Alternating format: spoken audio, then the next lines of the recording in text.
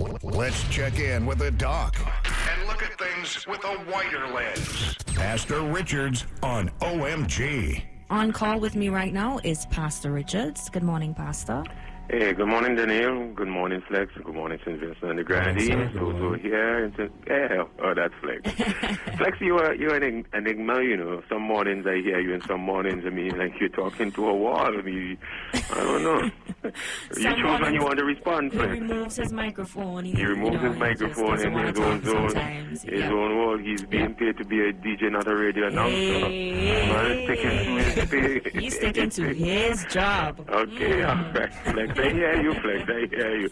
Which is quite not your name, because with Flex you're supposed to be able to do the DJ and then flex over to the announcing. How is everybody today? We are well. I'm good. Wonderful. And how are you? I am. I have a little bit of firearm issue going on here. I always want to be like a rifle every morning I come in, but this morning I'm like a shotgun. Got a shot. Oh, God. You have no idea how many things I've fired at for the morning. Most days you want to be very focused like a sniper, picking things off one by one. But you don't always have that luxury. Sometimes things come to you and you have multiple targets. You have to shoot all of them. That's how it goes sometimes, Pastor. Sometimes it goes like that. This is also. I hope I can be lucid in my commentaries this morning. You will. You always are. You good. You got this. You have such confidence. I do. Oh, my word. I do. Listen, but I really want to go back to something that I was doing last week. I'm not going to let that thing go with the children, so I'm going to come to that, right? But I was listening with interest with, some of the topics that have been coming up here on the commentaries that have preceded me, not just today, but on other days. I have not really diverted to chase. They're not really rabbits along the path, but they're substantial topics in and of themselves, but I have not been distracted with them. The whole matter, for example, of the coronavirus response of the government. You would have noticed that I have not really, others have been commenting on that. I have not really either given a nod of approval or shrug of disapproval to the coronavirus response. But I mean, not that I haven't heard people saying, that, we got lucky with it. The Prime Minister basically kind of rolled the dice and it turns up all lucky seven. And so they still felt that this was a very, very irresponsible course of action to take. Others have contended that this is sage and wise reasoning, not to give in to knee-jerk reaction. They have argued and articulated this is the kind of Prime Minister we have, not one who follows the crowd and does what the other Prime Ministers in the region are doing. He doesn't just jump in the tide and go wherever the tide leads, but he is himself an astute leader of measure and stature, that he will not follow the crowd, but he will set the pace for the crowd. And this is one such indication in which he has done that. So I've heard that argument. So it was rather interesting that you have very strong arguments on both sides. It seems to me that those who are favorable to the Prime Minister believe, like Rudyard Kipling said, that he did not lose his head, while others are losing theirs. And others on the other side who don't really care for him and his policies, who felt like he was being cavalier. And that tends to be the issue with a lot of things that I'm going to state here. That what determines truth is not really the facts, but what really determines truth is how you feel before you assess the facts, in which case facts become irrelevant. And we do this with a lot of consequential issues in our country.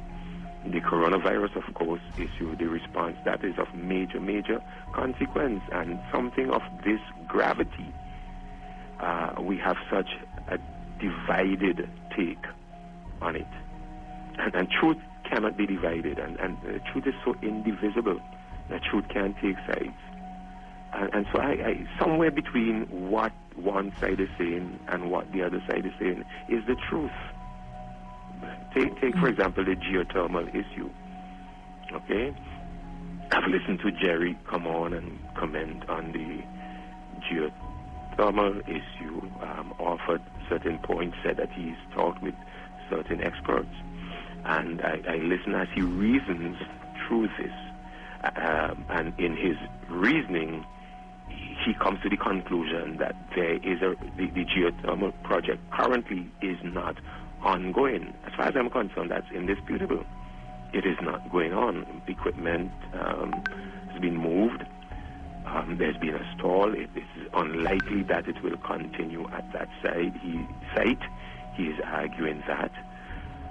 And you know, so he's putting up what I consider to be a cogent argument on that grounds, interspersing it with some anecdotes about the fact that it could work elsewhere.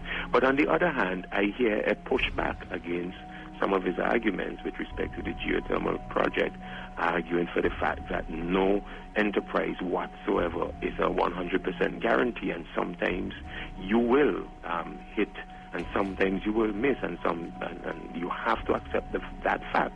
And you can't give a failing mark every time a government, policymakers, institution tries something and it doesn't work. This is part and parcel, so we need to accept this as part of risk, part of enterprise, part of pushing our country forward.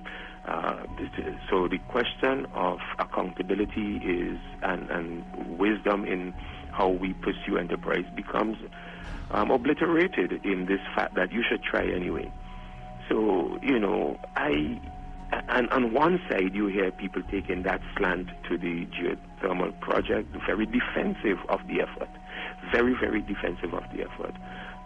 And on the other side you hear those who are either outwardly critical of the effort or who call the government into account and say to and ask the government to say to the people if that enterprise, that endeavor was reckless, risky, and therefore should not have been attempted.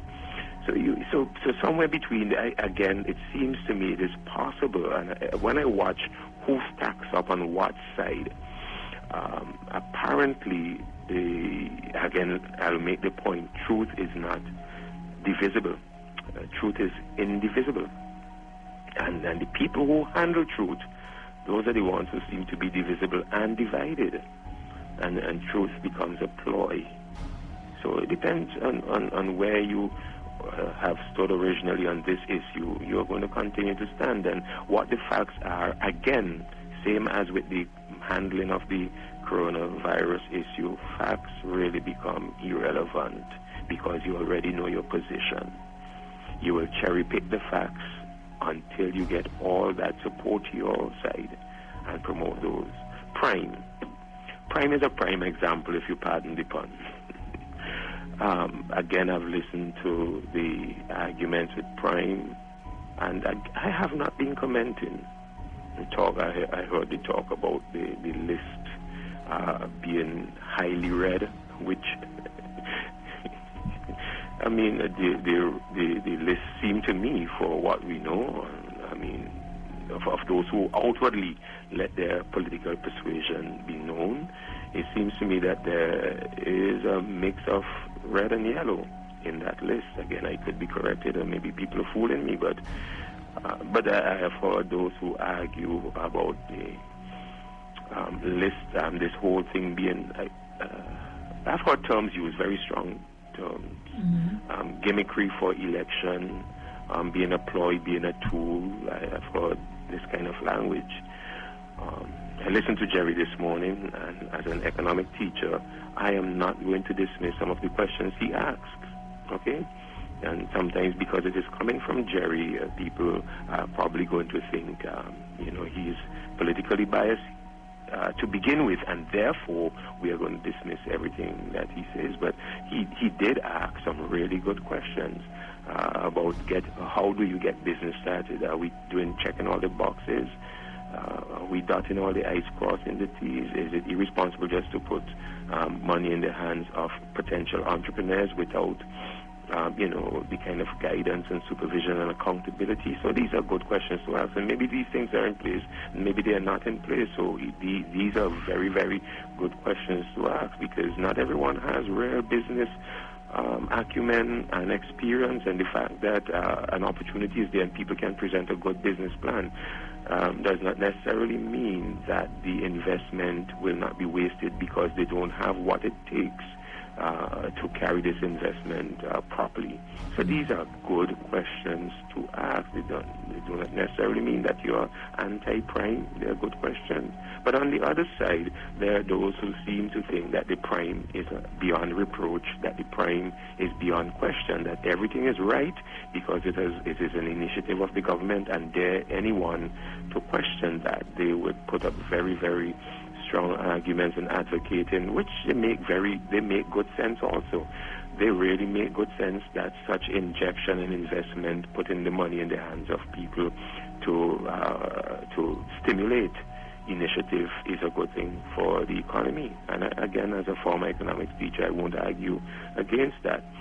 So what I'm saying is that this and the whole slew of issues again would have weight on both sides that really seem to demand attention and have good dialogue and debate and conversation. And then lastly, this, because I can go on and on all morning with issue after issue on which the people are divided and the truth is undivided.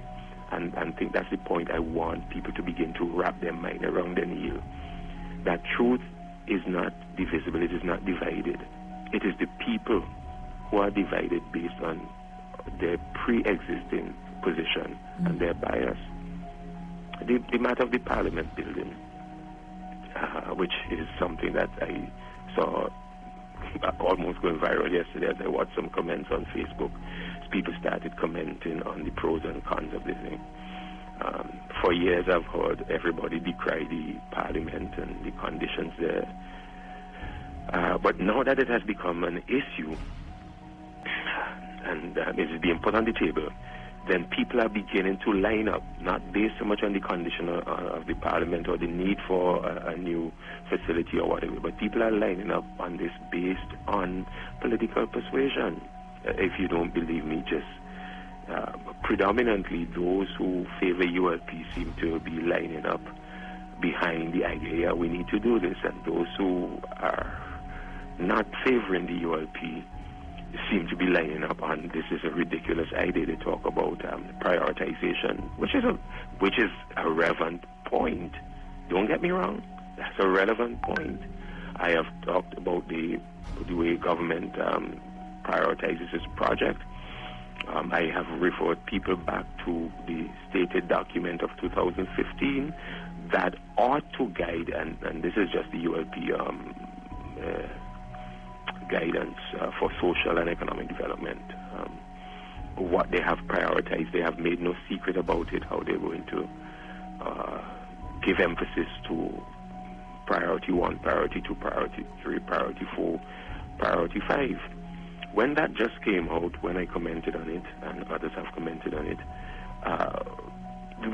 one of the major points was where the position of health. I think health was about number 5 or thereabout, and people argued that the government was slighting the thing. My response was there is no way to prioritize any major issue here in St. Vincent, expenditure, that will please the people.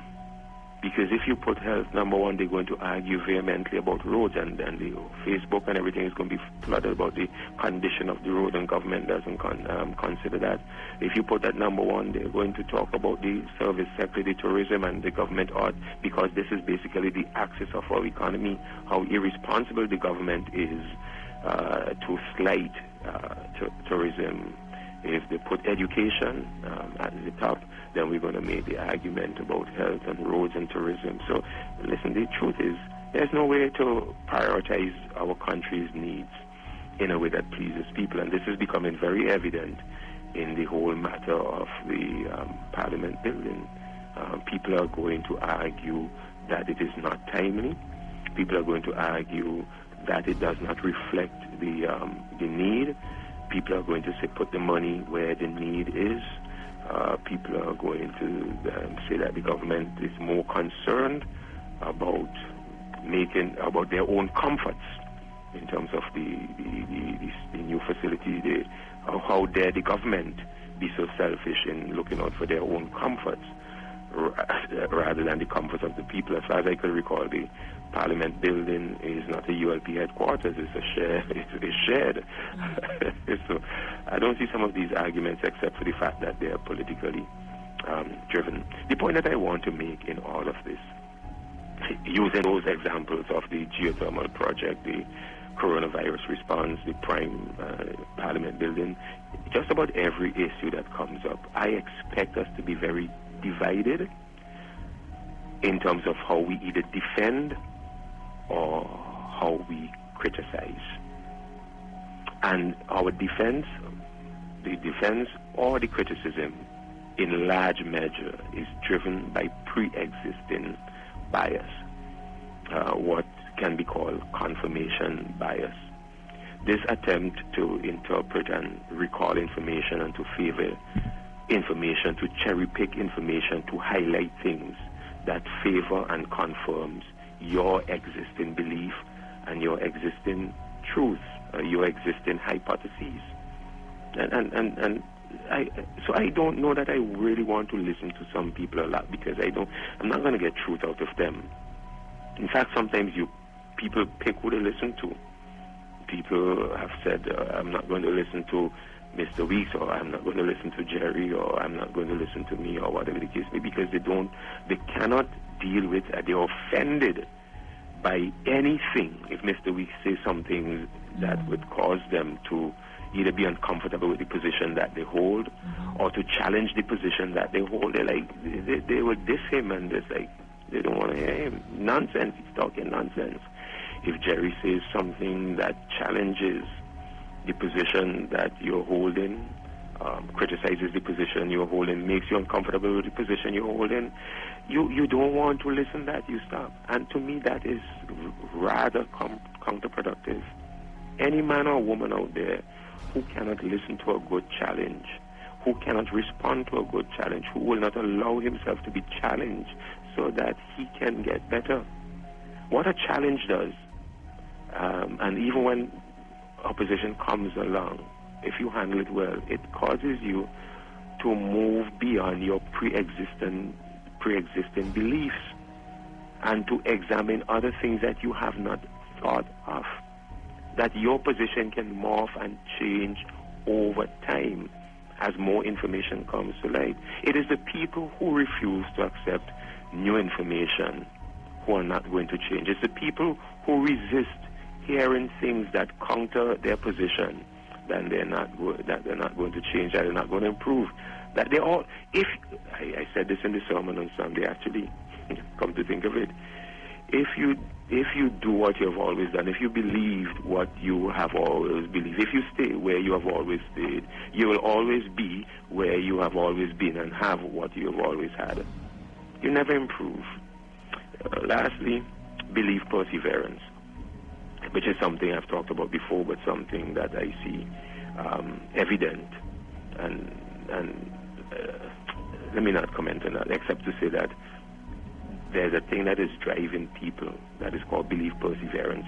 It is the persistence of beliefs that have no evidential support whatsoever. And as much as I think highly of intentions, this aspect of our mentality bothers me, that I encounter people, and as an educator myself, it really gets to me that people hold on to beliefs without regard to what really are the facts and the evidential support. Please, my fellow Vincentians, I know that you have positions. I know that you like listening to the choir. I know you like listening only to radio stations that spout your doctrine and dogma. I know that. But every now and again, try to listen to somebody that's saying something different. That's the only way you can grow. Try to listen to somebody who opposes you and think through what they're saying. That's the only way that you can improve.